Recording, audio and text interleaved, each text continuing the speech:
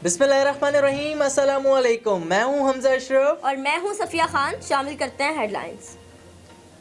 लीगी रहनुमा मरियम औरंगजेब CCPO लाहौर पर फट पड़ी, बरतरफी का मुतालबा कर दिया। कहा इनके होते हुए शफाफ तहकीकात नहीं हो सकती, केस की जुडिशल इंक्वायरी कराई जाए, मुतालबात पूरे ना हुए तो लीगी खवातीन सड़कों पर होंगी। वफाकी वजीर शेख रशीद भी पुलिस चीफ लाहौर के बयान से नाखुश। लाहौर सियालकोट मोटरवे पर बच्चों के सामने मां की अजमत दरी करने वाले मुल्जिमान अब तक आजाद। पुलिस को मुल्जिमान की खोज लगाने की कोशिश, तहकीकात में बड़ी पेशरफ। मुतासिरा खातून का ATM कार्ड इस्तेमाल करने वाले 2 मुश्तबा अफराद जेर हिरासत। मुल्जिमान जाए वक़्वा पर कार्ड से ट्रांजैक्शन करने की कोशिश कर रहे थे। दोनों के DNA सैंपल ले लिए गए। 15 मुश्तबा अफराद जेर हिरासत।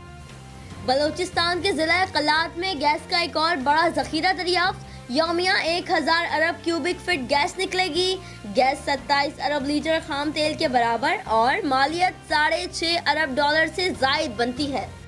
बिलावल की एक बार फिर विफाक को ललकार। बदीन में खिताब के दौरान बारिशों से सिंध भर में तबाही हुई। विफाक ने 1 रुपया नहीं दिया। हक ना मिला तो इस्लामाबाद का रास्ता जानते हैं। हुकूमत अवाम की तरफ नहीं, कहीं और देख रही है। इतनी रात को निकली ही क्यों? जाना ही था तो GT रोड से जाती। CCPO लाहौर ने अपने फराइज पूरे करने के बजाय उल्टा मजलूम खातून पर एतराज जड़ दिया। क्या मुशीर, क्या वजीर, क्या अपोजिशन, सब ही ने CCPO के बयान को आड़े हाथों लिया। मगर 24 घंटे बाद भी उमर शेख ने मुआफी ना मांगी, बयान की अजब मंतक पेश करते रहे।